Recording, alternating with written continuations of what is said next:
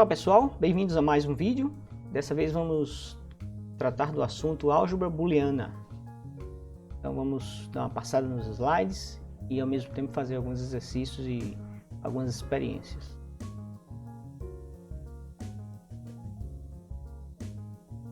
Então essa nova unidade didática que se inicia nesse vídeo é a unidade 3. Aqui nós vamos ver algumas operações lógicas, né? O título geral da unidade é operações lógicas, mas o que é que nós iremos ver aqui? Vamos ver a álgebra de Boole, ou álgebra booleana, e depois vamos ver os circuitos lógicos, que são a parte de, digamos assim, dos órgãos do computador, tá? Enquanto que a álgebra de Boole é a teoria matemática por trás das células do computador. Então tudo começou em 1854 com o inglês George Boole, que nasceu em 1815, né? E foi um matemático, tentou ser padre, estudou latim e grego por conta própria, estudou francês, alemão, e sempre buscando alçar um nível maior na vida dele do que do pai dele, que era comerciante. Então, naquela época, quem falasse latim tinha um destaque maior e poderia conseguir uma posição de maior destaque na sociedade, né? Podia almejar a cargos mais bem remunerados, por exemplo. E o que foi que o George Boole inventou? O George Boole inventou uma álgebra. O que consiste uma álgebra? A álgebra, para a gente resumir bem muito, consiste em você realizar operações usando letras. Então parece uma coisa simples, mas é algo extremamente abstrato. E sem a operação do George Boole, dificilmente a álgebra teria avançado, porque ela estava lá no meio da aritmética. Então dificilmente a matemática teria avançado de forma mais abstrata se não fosse a contribuição de George Boole. Basicamente o que George Boole descobriu foi que ele poderia aplicar operações em cima do sistema binário. Sistema binário esse que já havia sido inventado antes por Gottfried Leibniz, né? E o sistema binário estava ali parado e ele disse: eu vou aproveitar e inventar uma lógica, uma álgebra, melhor dizendo, para esse novo sistema numérico, e acabou sendo denominada posteriormente de álgebra de Boole, tá? George Boole morreu cedo, morreu aos 49 anos, se não me falha a memória, mas ele teve realmente uma contribuição à humanidade extremamente significativa nessa curta existência dele. E morreu com a fama bastante crescente, né, segundo a Wikipedia. E se não fosse por ele, basicamente não existiria nada do que a gente conhece hoje como a computação moderna. E o que os computadores fazem em última essência é calcular expressões booleanas. Inclusive até hoje o nome Boolean é usado nas linguagens de programação para declarar variáveis que tenham apenas dois valores, 0 ou 1, true ou false. Algumas linguagens adotam números, como é o caso de C, e outras adotam constantes lógicas, como é o caso de Java, que adota true e false, e o caso de Python também. Então a álgebra de Boole consiste nesse conjunto de operações básicas. Então Boole definiu o que viria a ser a disjunção entre dois números binários, a conjunção e a negação. As duas primeiras operações elas são binárias, significa dizer que elas precisam de dois operandos, duas variáveis no caso, né? Você faz a disjunção de duas variáveis, você faz a conjunção de duas variáveis. E a negação é a única das operações que é unária, ou seja, ela tem um único operador. Você aplica a negação sobre uma variável ou um valor booleano, tá? Então isso foi em 1854. George Boole faleceu muito cedo e praticamente quase um século depois, Claude Shannon descobriu que a álgebra de Boole seria vital para o desenvolvimento das telecomunicações. Então, com o domínio da eletricidade e da eletrônica pelos seres humanos, né, o Claude Shannon desenvolveu o que ele chamou de teoria da comunicação, que viria depois a se chamar de teoria da informação, que é a base praticamente de todas as operações eletrônicas que nós conhecemos hoje. Qualquer processador que saia hoje, qualquer circuito eletrônico que saia hoje de fábrica, de qualquer fábrica e que faça qualquer coisa, deve muito a Claude Shannon. Ele morreu com mais de 80 anos, morreu em 2001, infelizmente, e morreu de Alzheimer. Em 1948 ele publicou esse artigo que é referência, e quando ele defendeu a dissertação de mestrado dele, foi considerada a melhor dissertação de mestrado do século, para vocês terem uma ideia da genialidade desses caras. Então, separados aí por quase um século de existência, né? Mas fazendo um trabalho que na época ninguém deu valor, só depois, no começo do século XX, por volta da primeira década do século XX, é que Bertrand Russell, grande filósofo e matemático inglês, revendo o trabalho do George Boole, viu que a contribuição dele era esplendorosa, né?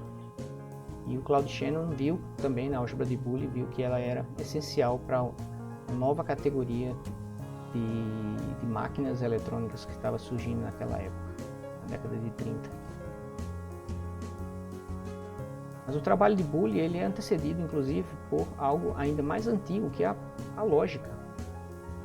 A base, a teoria da informação, ela está toda baseada na lógica, a lógica lá de trás dos primórdios, dos primeiros filósofos como Sócrates, Platão, Aristóteles. Né? E o que a lógica tenta fazer? Ela tenta expressar o mecanismo de raciocínio humano através de expressões. Então essas expressões elas contêm variáveis e você tenta formular a maneira como é que um ser humano, a partir de dois fatos, chega a uma conclusão, por exemplo, ou gera uma nova ideia. Então essa foi a busca constante dos pais da filosofia, da matemática, e que acabou gerando toda essa indústria nova, né, da eletrônica e da computação. E hoje, com a inteligência artificial, parece que nós estamos perto do desejo original, né, dos filósofos originais, como Sócrates, Platão e Aristóteles, de criar realmente uma máquina que possa ter a capacidade de raciocínio e de saber que ela existe, né? A sensação de existência, vamos dizer assim. Então, na álgebra de Boole, você tem uma afirmação que, na verdade, ela só recebe dois valores, verdadeiro e falso. Alguém diz, pô, mas como é que o raciocínio humano tão complexo pode estar baseado em algo que só pode ser verdadeiro ou falso? Pois é, mas é assim que o computador funciona. Se a gente levar o verdadeiro para o valor 1 binário e o falso para o valor 0, nós temos a álgebra de Boole. O que diferencia a álgebra de Boole das outras lógicas convencionais é que as lógicas, né, de cálculo de primeira ordem, por exemplo, utilizam as constantes verdadeiro e falso, enquanto que George Boole preferia usar o sistema binário. Ele trabalhava sempre com zeros e uns. E aí o que acontece?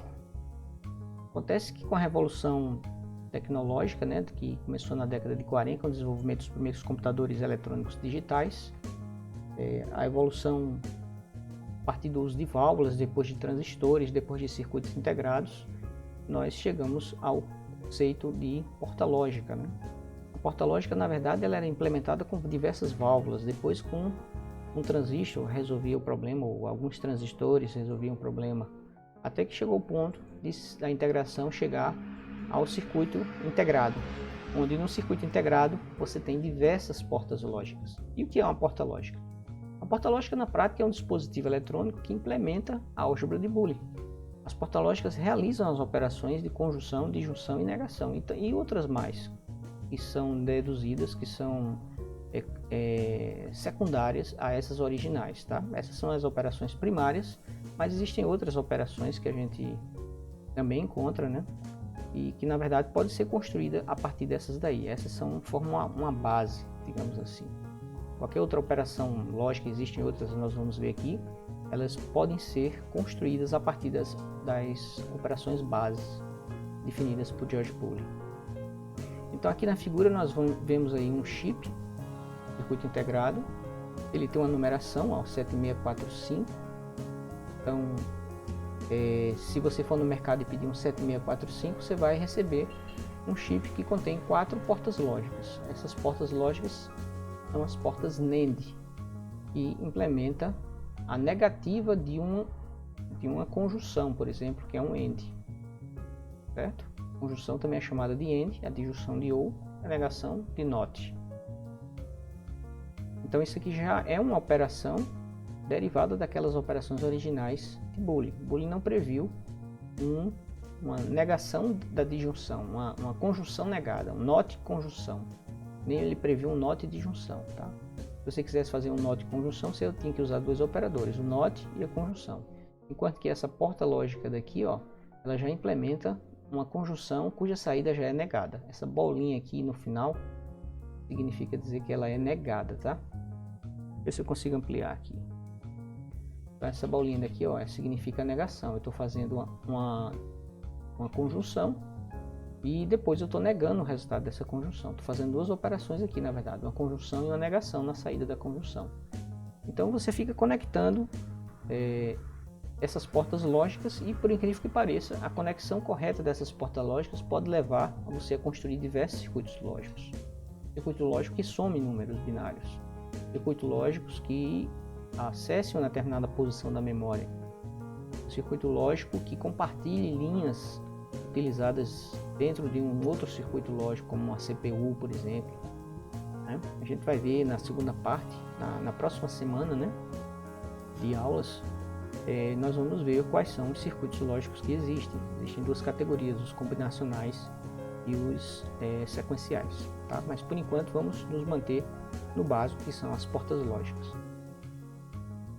Então vocês estão vendo aí também outra foto aí com circuitos lógicos, né? Você tem esse encapsulamento aqui feito de grafite. Vejam que os terminais, na verdade, servem para alimentar a entrada das portas lógicas. Vou voltar aqui o anterior. Então essa porta lógica aqui, como eu falei para vocês, né? A conjunção e a disjunção, elas são binárias. Binárias no sentido de elas terem dois operadores. Tem que usar duas entradas para cada porta. E a porta produz uma saída. Enquanto que a negação é unária, no sentido de que você tem uma entrada e uma saída na negação. Tá? Então vocês veem aqui que essa porta daqui, ó, que é um NAND, uma disjunção seguida de uma negação, uma conjunção, desculpe, seguida de uma negação, ela tem duas entradas. Ó. O pino 1 e o pino 2 desse chip aqui, ó. Como é que eu leio o chip, hein? Essa semilua aqui, ó, que vocês estão vendo, ela tem que ficar de cabeça para cima. Ela indica a posição vertical em pé do chip, tá? Então se você colocar o chip de pé, essa posição aqui, essa face dele tem que ficar para cima. E aqui à esquerda você identifica o pino 1, certo? Até o pino 7, depois vai para o outro lado o pino 8 até o pino 14.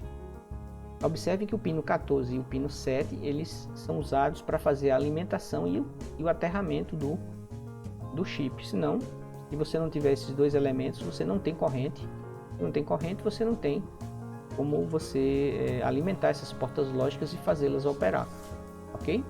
Então o chip é alimentado aqui pelo VCC, que ele chamou aqui de UCC, e ele é aterrado por aqui, certo? Pelo pino 7.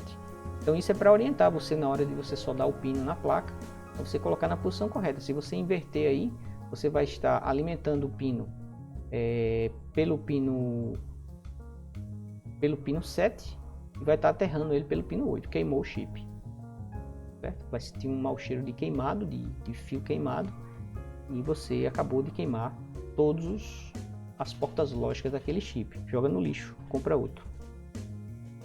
Eu, quando fiz uma disciplina chamada, acho que era arquitetura de computadores, a gente tinha também uma disciplina em paralelo com ela chamada laboratório de arquitetura de computadores, em que a gente praticava isso aí fisicamente, né? Hoje em dia tem software para a gente simular a construção desses circuitos, para simular o uso de uma porta END, de uma porta NOT, mas naquela época não existia, talvez existisse, né? Mas a universidade não tinha um laboratório específico para isso, o curso de computação não tinha. Então nós íamos para um laboratório de informática que tinha uns kits chamados de protoboard, que você pegava os chips, colocava lá e ligava com fios, né? Você ligava numa fonte esse protoboard, né, na eletricidade, e ele gerava lá a voltagem específica, aqui no caso aqui, ó, mais 5 volts, né? Então você tem que alimentar esse chip aqui com mais 5 volts, mais do que isso ele queima, menos que isso ele talvez não funcione, talvez até queime também. Então essa fonte transformava 220 em 5 volts e alimentava o protoboard. E aí o protoboard tinha fileiras metálicas e aquela fileira ali era o VCC, era de onde saía a alimentação. Então você pegava os fios, desencapava, você tinha alicates e tudo para fazer isso, né? Você tirava uma pontinha do plástico que cobre o fio e empurrava ele lá na fonte de alimentação, e aí você colocava o chip lá também, era uma gradezinha, como se fosse uma matriz, e você soltava o chip lá num quadradinho desse, as pernazinhas encaixavam perfeitamente na matriz, e aí você puxava a alimentação e colocava no pino 1, certo? Colocava no pino 14, desculpe. E o terra, você também tinha a protoboard dela era aterrada e tinha também uma fila de cima a baixo, metálica, que era onde você deveria puxar o fio do aterramento. Então você puxava o fio do aterramento e colocava lá. Aí depois você ficava puxando fios e colocando aqui na porta de entrada, e aí puxava um fio dessa porta de saída e ligava no LED, por exemplo.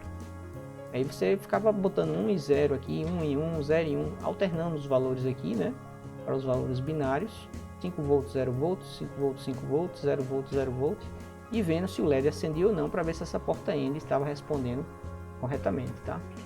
Eram tempos divertidos.